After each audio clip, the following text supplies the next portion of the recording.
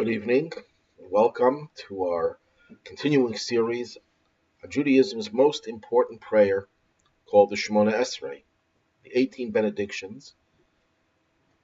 These are prayers, words of praise for God in the opening three blessings, expressions of gratitude to God, the last three blessings, and sandwiched in between, you would have 12 original requests that we make of God, and one additional one inserted later that we discussed last week. So there are a total of 19 blessings in truth, 3 preliminary ones of praise, another 13 of requests and petitions, and the final 3 of expressions of gratitude. We are up to the 13th blessing, and this is, in a nutshell, a blessing in which we ask God for a reward for the righteous and many others, in addition to the righteous. And we'll get into the details as we go on. Now, this blessing, according to the Midrash, was originally recited by the angels. I think by now we should understand that when we talk about angels, Judaism does believe in angels. Angels are mentioned in the Torah repeatedly. They're mentioned in the Talmud, in the Midrash, in the Zohar, and in every classical Jewish work, including Maimonides, the great rationalist. Angels are spiritual creatures.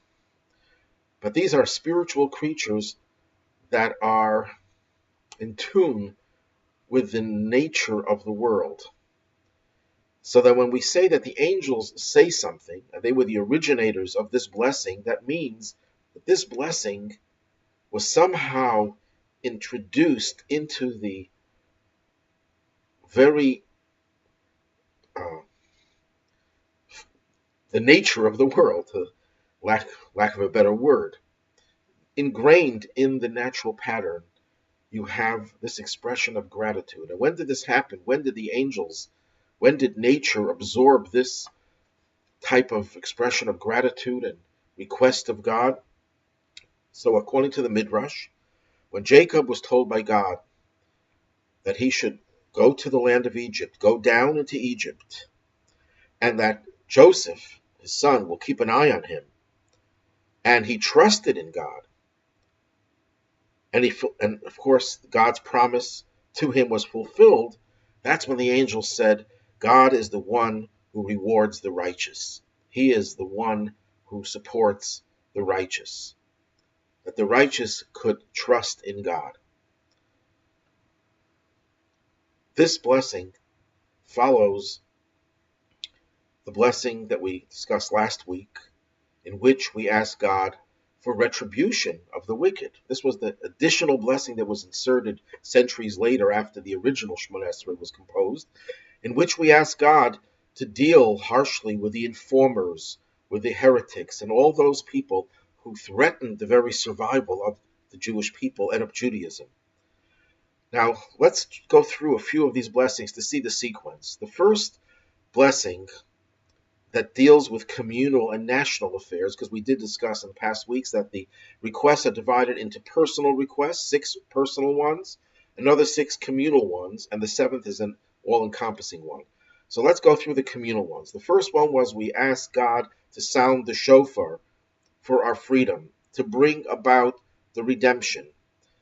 And this period of redemption is followed by a request for the restoration of justice, because one of the things that characterizes our existence in the pre-Messianic era is the fact that we are living in a world that is filled with injustice and unfairness. And that's why people suffer, because of human injustice. So that the next blessing would be one in which we ask God to restore justice so that we don't have these problems. That in turn is followed by another request to help destroy those wicked forces in society.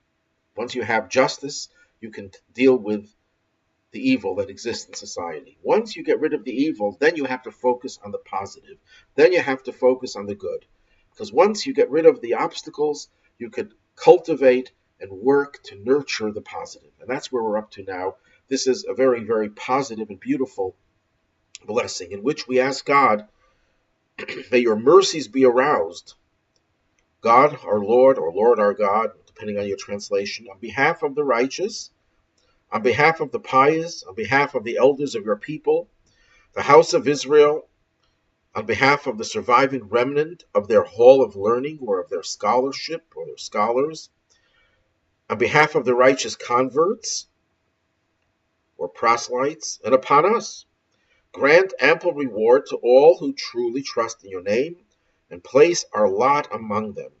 May we never be disgraced or embarrassed, for we have put our trust in you. Blessed are you, Lord, the support and security of the righteous. And there are different translations, and they use different synonyms. It makes no difference. That we will try to clarify each one of these. This is, as I said before, the 13th blessing. The 13th blessing is significant. The number 13 is a significant number in Judaism. But the specific relationship of this blessing to the number 13 is that here we're asking God to invoke his mercy. We start off, may your mercies be aroused. Mercies on all these different categories of good people. The term mercy, in Hebrew, rachamim, is associated with what the Torah states is the 13 attributes of mercy. After the sin of the golden calf, and Moses pleaded with God to absolve the Jewish people, to forgive them, and not destroy them, God told Moses that if ever there is a situation in which the lives of the Jewish people is in danger, invoke my 13 attributes of mercy. And these attributes of mercy, when they are dominant, that helps to protect and preserve the Jewish people. So the number 13 is very much connected with the attributes of mercy that this blessing, in fact, refers to. May God arouse your mercy. We ask God that your mercies be aroused on behalf of the righteous. What's the definition of righteous? The basic definition, because there are many different levels, the basic definition of righteous is someone who does the right thing, someone who follows the letter of the law, someone who does everything right. A person who is righteous deserves God's compassion and mercy. Then we say the pious ones. Who are the pious? Chasidim is the Hebrew. Chasidim, though we usually use that term to identify a group of Jews, a large segment of the Jewish population that followed the teachings of the founder of the Hasidic movement, Rabbi Yisrael Baal Shem Tov, but the word Chasid, singular, and Chasidim, plural, is actually a Talmudic. It's actually a biblical term, but it's discussed and elaborated on in the Talmud. Now, the Talmud discusses the difference between a tzaddik, a righteous person, and a chassid, a pious person. A tzaddik, the Talmud says, is one who follows the law meticulously, does everything right. The chassid is one who goes lifnim mishuras hadin, literally within the rule of law, within the system of law. Usually we translate it as going beyond the letter of the law. But the idea behind that is that the chassid is not just interested in following the laws, although he certainly follows the law scrupulously, but he wants to go beyond the limits imposed by the law because he goes within the law. He sees the spirit, the inner dimension, the core soul of that law, and therefore when he does something right, he does it, or she does it, with much more than just mechanical, perfunctory behavior. It's done with passion, with love, with dedication, and even self-sacrifice. So that's a higher level than the tzaddik who does everything right. And then it goes on to talk about the elders. And who are the elders of your people? In Hebrew, the word elder, zaken, is also to be translated as scholars, as sages. The Talmud says that the word zaken, which we generally translate it as elder, comes from two Hebrew words, zeh shekana chachma. This is the one who acquires wisdom. Actually, the word wisdom is not hinted in the word, but it's assumed that a zaken is someone who acquires something. And I think one could say that even though the word wisdom doesn't appear in that Hebrew word, it only has the two words zeh and kana. This is the one who acquires, but it's assumed that it means wisdom, because what other acquisition is there in this world that has any value, for which one deserves respect? It's only wisdom. And wisdom, of course, is a broad category. Wisdom also includes reverence for God, as it says, Reish is Chachma, Yiras Hashem. The beginning of wisdom is the fear of God. So when we say wisdom, we don't just mean accumulation of knowledge. We mean someone whose knowledge is permeated with a sense of respect and reverence for God, and translates that respect in one's behavior as well. So the Zaken, the elder, is the scholar, the sage, the one who is steeped in the knowledge of Torah and lets that knowledge permeate his very being, and has therefore acquired that wisdom. It has become the acquisition, and you own it. It's who you are. It defines you. So that's the third category. And also, as some commentaries point out, we're talking here about the tzaddikim. They could be simple Jews, simple people who just do the right thing. Then you have the pious people who are also simple people. They could be learned people as well, but they could also be simple, who go beyond the letter of the law. And then you have the elders, the scholars, but also those who are the leaders of the Jewish people. That's the next category. And then we go on behalf of the house, the elders of your people, the house of Israel. They're the leaders of the house of Israel, on behalf of the surviving remnant of their hall of learning, or the surviving remnant of their house of scholars, or some versions just have the word scholars there. What this refers to are the sages, but not just people who study Torah and acquire knowledge. These are the principal transmitters of the oral tradition from one generation to another, by virtue of which we have access to the great teachers and sages of yore.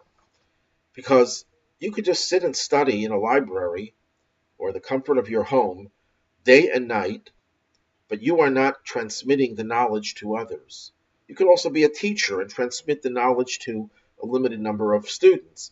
But there were certain sages who stand out because the tradition of Judaism, the oral tradition, even the part that was put into writing, relies heavily on an oral communication.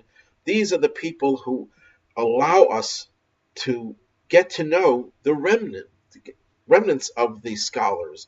We now can pick the mind of the greatest sages of the past. We can pick the mind of the Alter Rebbe. We can pick the mind of the Rambam, Maimonides. We can pick the mind of Rabbi Akiva and Hillel, because we have their teachings transmitted to us, not just the words they said, but also the intent of their words. So we're asking God to have his mercy extend to all these different categories, because without these people, we do not have a nation. Once we got rid of all the evil, we want God to nurture the good. According to Rabbi Yonason Eibeshitz, the famous sage about 250 years ago, from the city of Prague and then the city of Hamburg, he says that the reason why we ask God first and foremost to bless the righteous is because when we bless the righteous, everyone else is also blessed. They are the channel or the conduit through which God's blessings extends to the rest of humanity and to the rest of the world. And I think here we need to delve a little bit more deeply into the definition of a tzaddik. Again, colloquially, a tzaddik is someone who does everything right, who follows the law.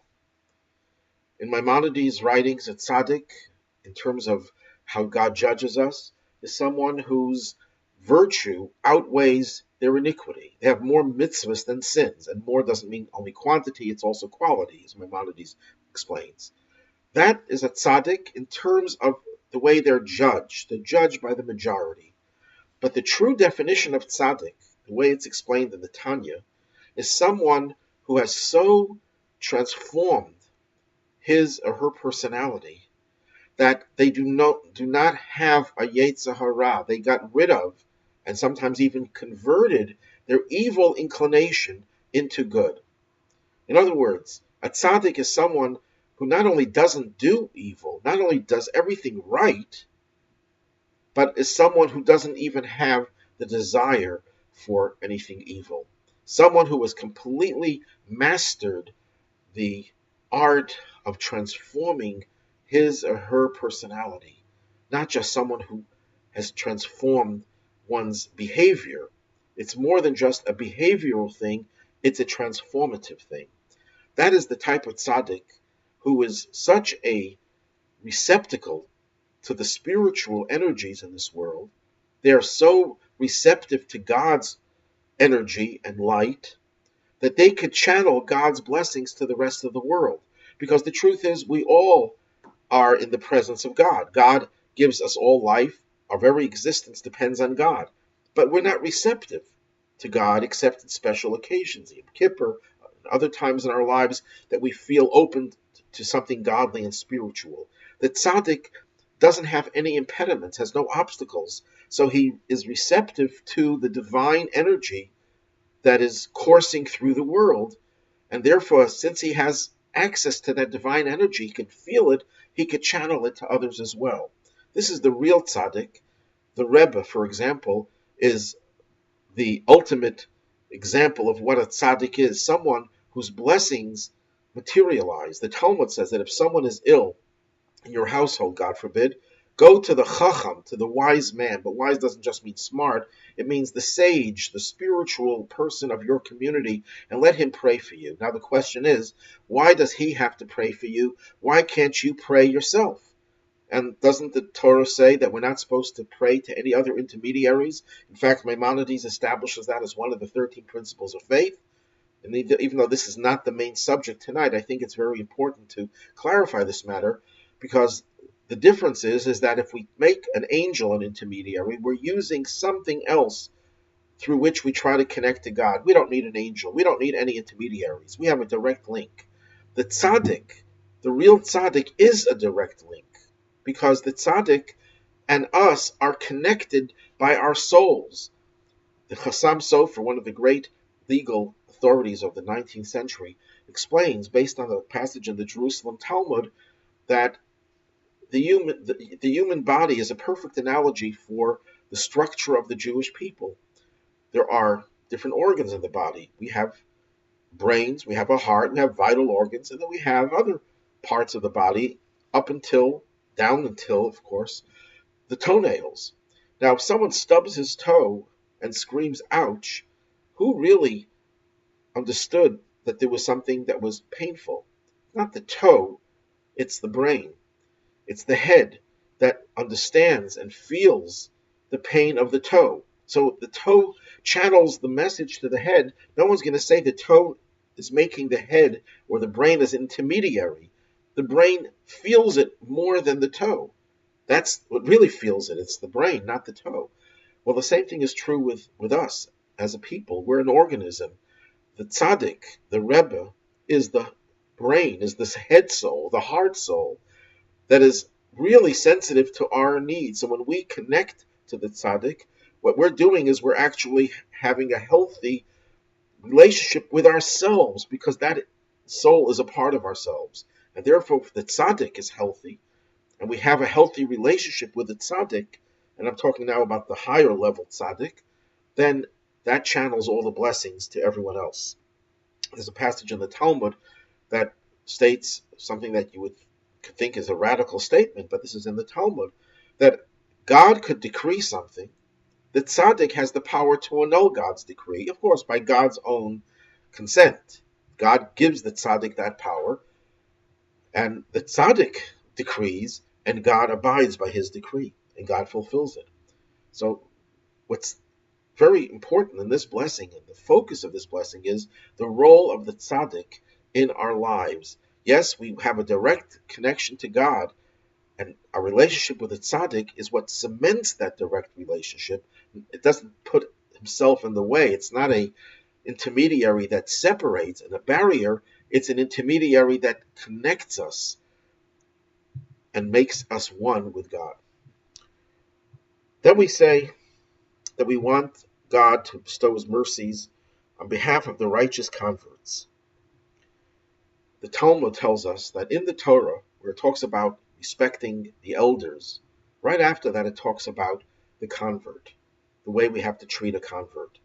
And this is to suggest that when we talk about God taking care of the sages of Israel, right, together with that request, we also have to make a request for converts. What's the connection between the sages and the converts? Sages are people who are steeped in learning, and the convert is someone who just joined the Jewish people regardless of their level of knowledge. I think there are several ways of explaining the connection between the convert and the sage. In both cases, they are acquiring something new. The sage is someone, as we just mentioned before, that the Hebrew word for sage, zaken, elder, means the one who acquires wisdom. It's an acquisition, where you acquire something new that was there and others may not try to get control of it or own it, and the scholar and the sage owns it and acquires it. The convert, the righteous convert, similarly sees this treasure that is Judaism, and he goes out to acquire it. He goes out to make it his own. The Maharal, the great Kabbalist and Talmudist and leader and philosopher of about 450 years ago, says that there's another reason why the two are connected and juxtaposed in the Torah, because both are strangers. The convert is obviously a stranger. The Hebrew word for convert is ger, which means a stranger, someone from the outside who joins the Jewish community, but can feel sometimes a little bit as an outsider. And that's why the Torah puts so much emphasis on how we're supposed to love the convert and do everything in our power to make him feel part of the community, which is really what he is or she is, but they may feel they're strangers because they are strangers in the sense that they came from an outside location and entered into a new community. By the same token, the scholars are really strangers because they don't have the same way of looking at things as the common people. They are sometimes looked upon with suspicion that they are elitists. Sometimes they are viewed as people out of touch with the rest of society. They're separated because of their behavior. They're more refined in many ways. Otherwise, if they're not more refined, then they don't deserve to have the title of sage and scholar just because they have knowledge. So, in a certain sense, they are also strangers. And in the Talmud, it records how people in those days, the ignorant people, the uncouth people, would revile the scholars. The scholars were looked upon as outsiders, and that, in that sense, the convert and the scholar have that much in common. We ask for a special blessing for converts.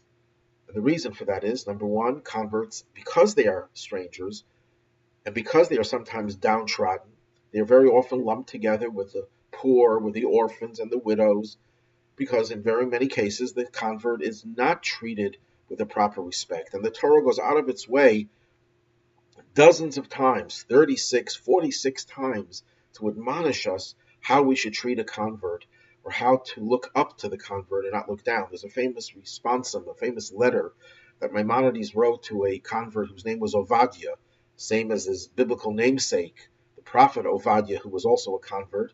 And he complained that people were ridiculing him and putting him down and saying that he can't say the same prayers. He can't refer to Abraham, Isaac, and Jacob as our fathers because he's not a descendant of Abraham, Isaac, and Jacob.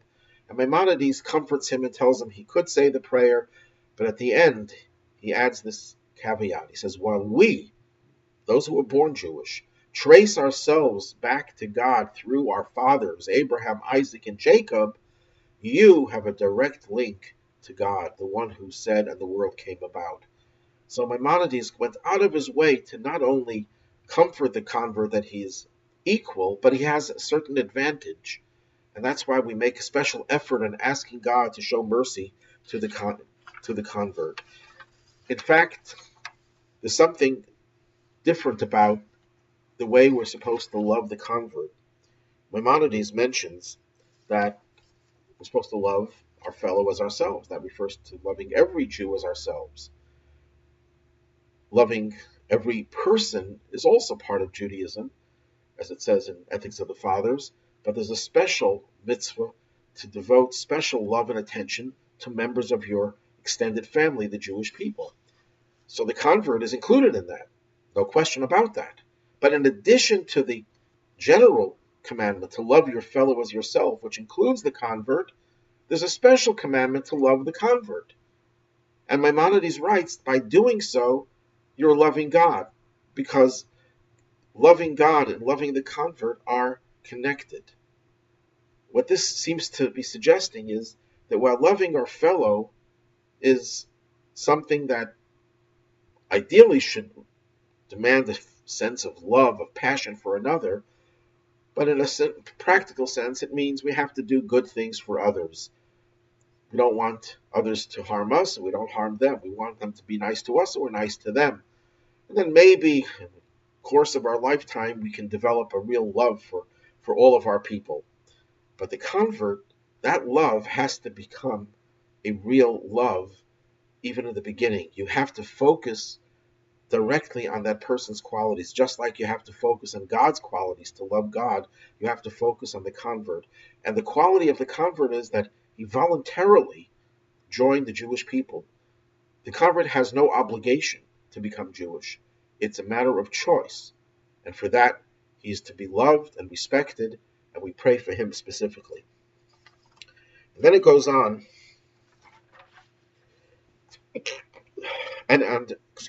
and on our own behalf. After asking God for everyone else, we're saying, don't forget about us. This is an expression of humility that the last person we ask for is for ourselves. Then we say, grant a good reward for all those who genuinely trust in your name. What does that mean, to trust? That's a subject that can take hours to delve into.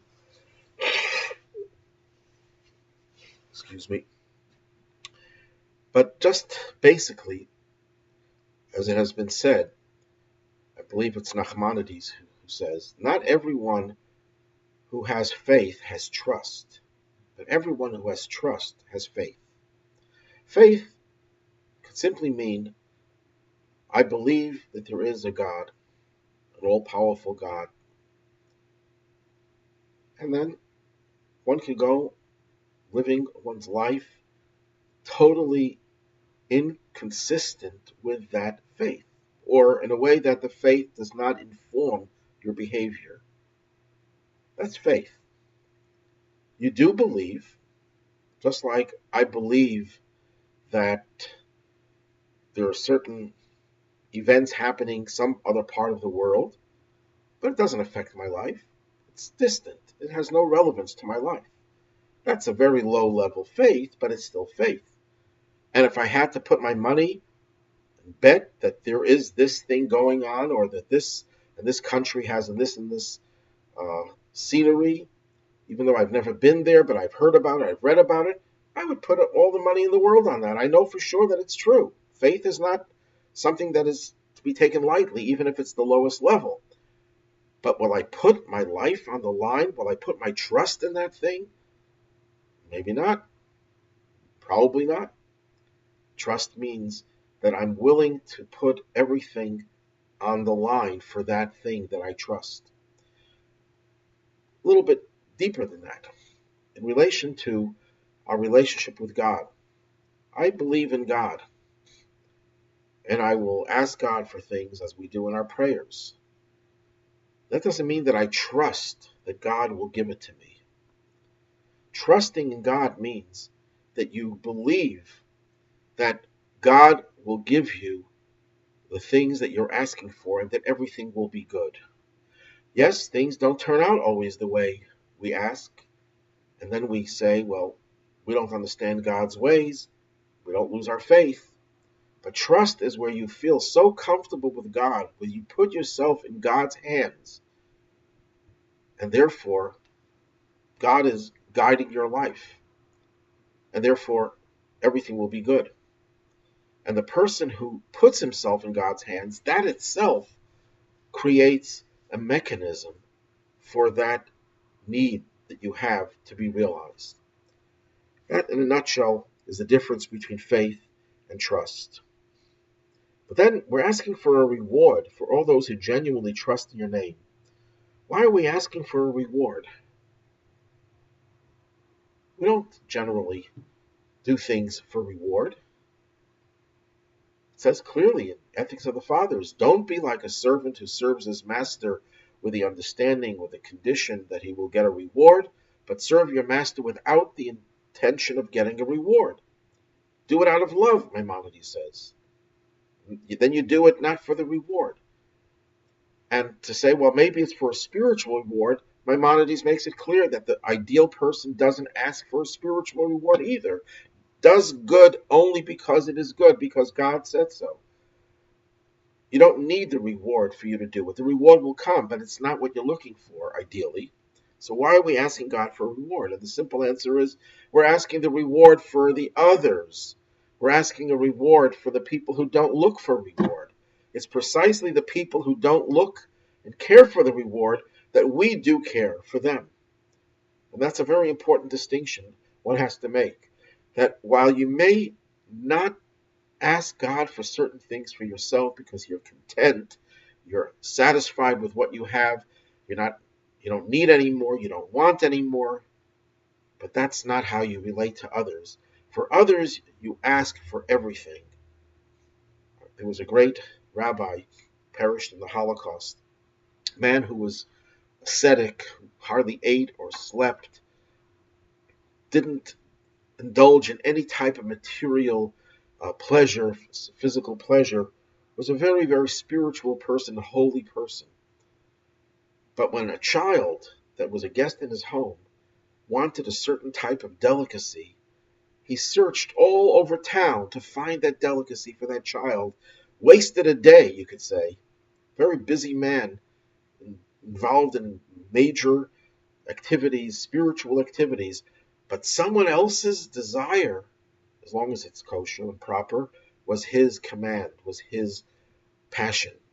So we have to distinguish between asking God for reward for ourselves and asking God for reward for others. And that's what we're doing over here.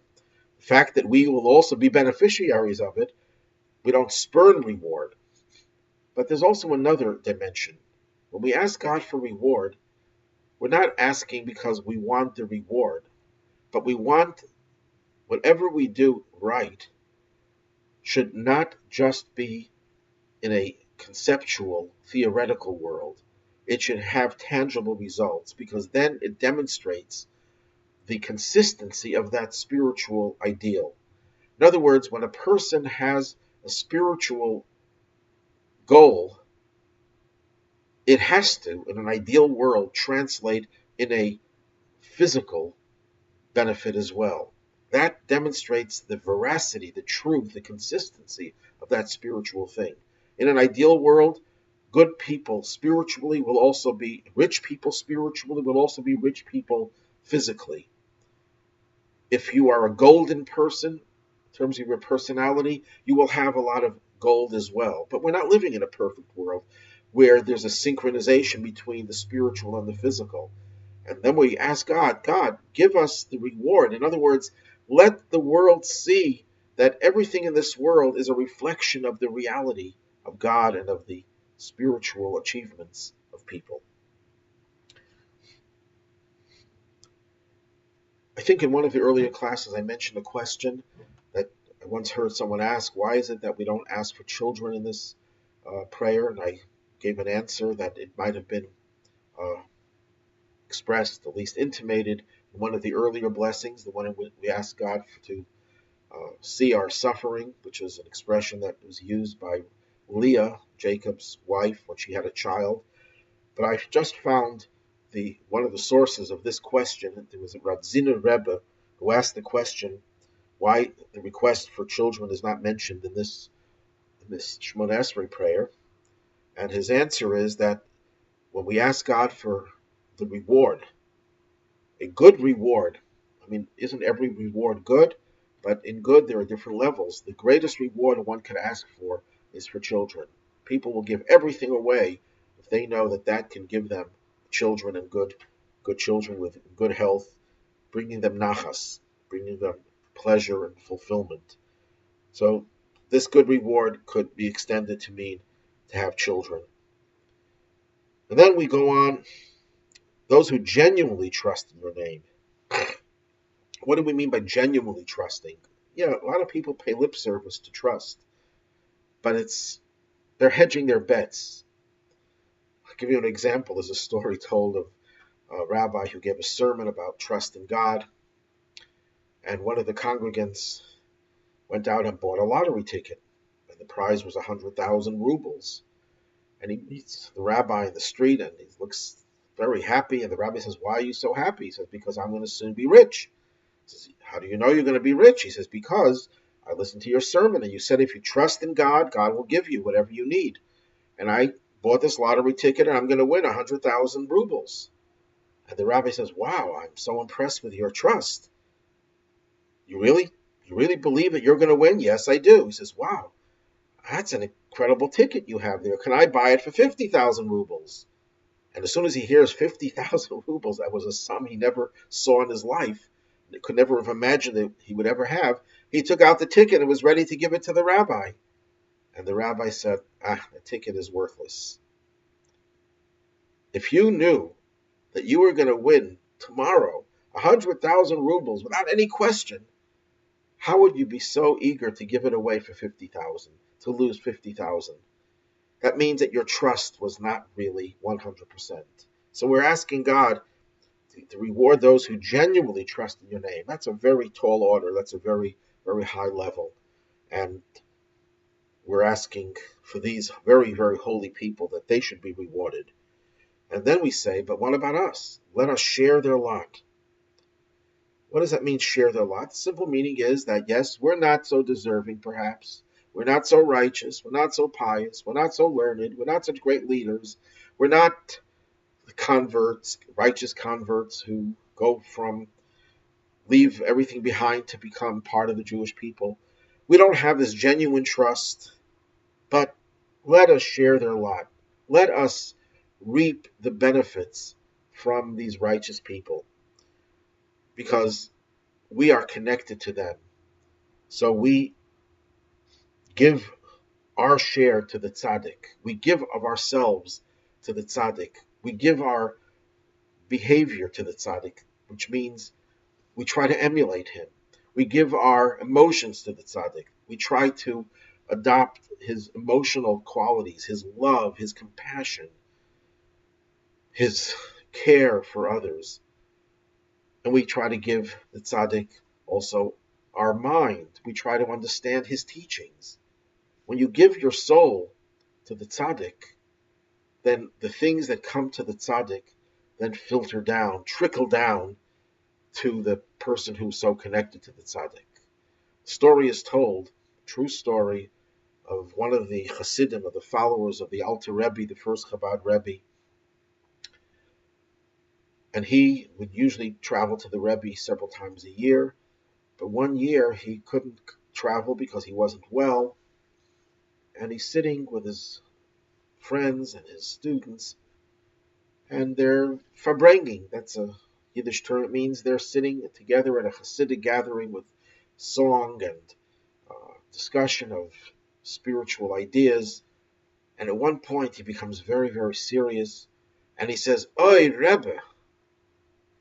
He exclaims the title Rebbe, and people just thought that he was thinking about the Rebbe, and he was longing for the day that he will be able to go back to see his Rebbe, whom he loved dearly. But later on it was discovered that the very moment that he said, "Oi Rebbe," the Alter Rebbe, the Rebbe where he was talking about him, that he needed a blessing for a recovery. So they discovered that it was the exact same time. So somehow it suggested that this rabbi, whose name is Pinchas Roises, was clairvoyant, that he knew that the Alter Rebbe was talking about him. And he said, no, I'm not clairvoyant. When I went to the Alter Rebbe, the first time I went to him, I gave him my nefesh, my soul, that responsible for my actions. The second time I gave him my ruach, my spirit, my emotions. The third time I went to him, I gave him my neshama, another word for soul that refers specifically to my intellectual faculties. I handed them over to the Rebbe. So my soul was in his hands. So when he spoke about me, my soul picked it up, and it was a natural reaction to that. On a very simple level, people sometimes can have doubts. They could lacking in trust, if not in faith. But just being close to the tzaddik, seeing the tzaddik's connection to Hashem, to God, seeing the tzaddik's trust in God, that itself inspires us to share their lot. There's an interesting insight. The Jews, when they were in the days of the temple, they had to give a half shekel to the temple for the purpose of acquiring sacrifices. And the Hebrew word for half, machatzis, if you take the central letter of that word, it's the letter tzaddik, which alludes to the righteous person. If you take the two letters next to the letter tzaddik, on the right it's a ches, on the left it's a yud, that spells chai, life. If you take the other two letters that are further away, the first letter and the last letter, it spells mem taf, is mace, death. And the understanding was that if you're close to the tzaddik, you are chai, you are alive. If you're far away from the tzaddik, you are mace, you're spiritually dead. If you want to benefit from all of these blessings that are being bestowed upon the tzaddik, and you want those blessings to be channeled to you, you have to be close to that tzaddik. Close means not just physically close, although that's a good thing as well, but close in terms of giving over your behavior, your emotions, and your intellect to the tzaddik, emulating him and trying to be in close proximity, following his direction, and connecting to him in every way possible. Then we say, may we never be abashed or disgraced because we trust in you. You know, a lot of people think that Judaism doesn't have the concept of heaven and hell.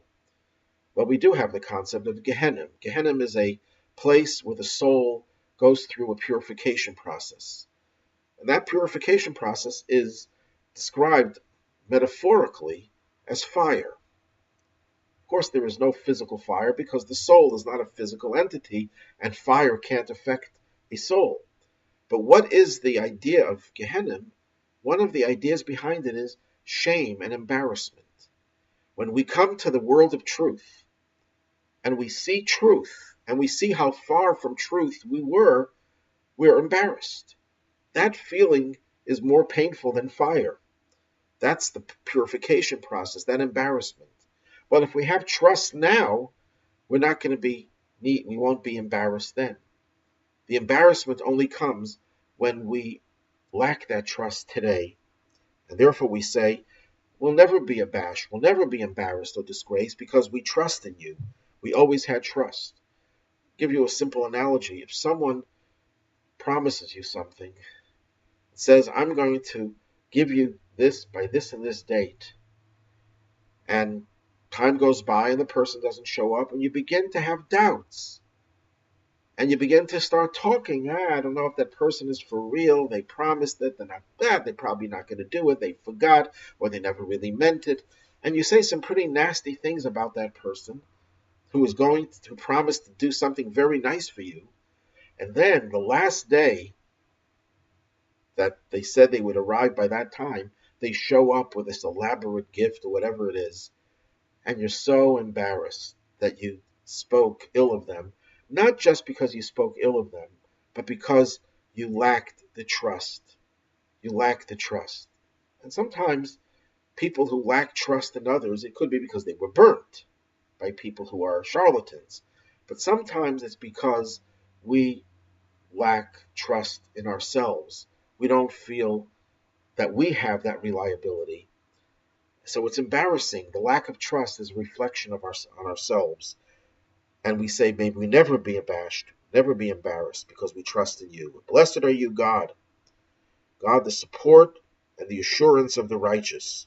That's one translation. So the question that anyone could ask, if God is their support, why do they need our prayers? Why do we have to pray for them? If they have this close connection to God, if they have such trust in God, if you have real trust, God will give you what you need, then why do they need our prayers? And I think there are two answers to this question. Now, answer number one, we need these prayers. We have to pray for them because that's the way we connect to them. When we show we care for them and we show that we know that God has a special relationship with them, that gives us the ability to connect to them. And when we connect to them, then we benefit from whatever blessings that are bestowed upon them. And we get also the spiritual enhancement of our own faith and trust. And a second answer is we also have to know that there are those who did not ask for themselves. It's important that we acknowledge the fact. Look, we're praying for people who would never pray for themselves. Why? Because they don't think about themselves. They're always thinking about others. It's good for us to know that that's an ideal that we should ultimately emulate. Mentioned in an earlier class that according to one of the French Tosafos, the 13 intermediate blessings are 6 personal requests, followed by 6 communal or national requests, followed by one very general, all-encompassing one. And that the two columns, the 6 and the 6, can be set up in 2 columns. That number 1, the first personal request, where we ask God for knowledge, for example, is paralleled by the one we ask God for redemption, a time when knowledge will be rampant in the world, the knowledge of God. Well, this particular blessing should parallel the 7th blessing, or the 8th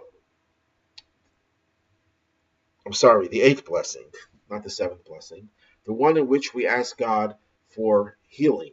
There's a typo over here in the syllabus. This parallels the request for personal healing, because in this blessing, we're asking for the righteous, for the wise, for the elders. The Talmud says that whenever we pray for health, we should always have in mind the Torah scholars, because they suffer from ill health and weakness. Torah scholars are likely to not do very much exercise, they don't get fresh air, and they are, generally speaking, more focused on their spiritual life, and they sometimes neglect their bodies. And that doesn't make it right, but it's just a question of what are the priorities in a person's life. There are people who could spend 8 hours a day exercising, and they have to ask themselves, well, you exercise to be healthy, but what do you have to be healthy for? To live. What do you have to live for? To do exercise. That doesn't make any sense. So there has to be the right balance, and most people are not balanced evenly. So the scholars are not balanced. There's more focus on the spiritual, and sometimes their physical health is neglected. So we have to pray for the scholars.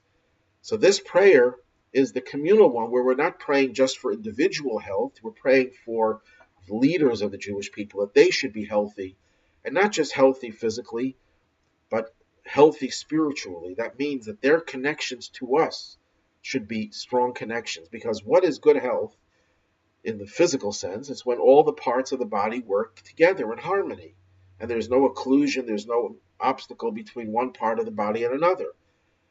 Well, in the sense of our people as a nation, when are we a healthy nation? When there's a very healthy connection between all the organs. We're all united together under the direction of our leaders, of our righteous people, of our scholars, of our sages, of our pious ones, of the righteous converts, and especially the leaders of the generation, of the Rebbe in our generation. That's what makes us a healthy body, healthy Jewish body. And that's why this parallels that blessing where we ask God for health. If you have any questions, feel free to email us just give me a call, and I'll be glad to address these questions either directly or we can do it in the next program if the question relates to the particular prayer that we're doing. Have a good evening. Thank you.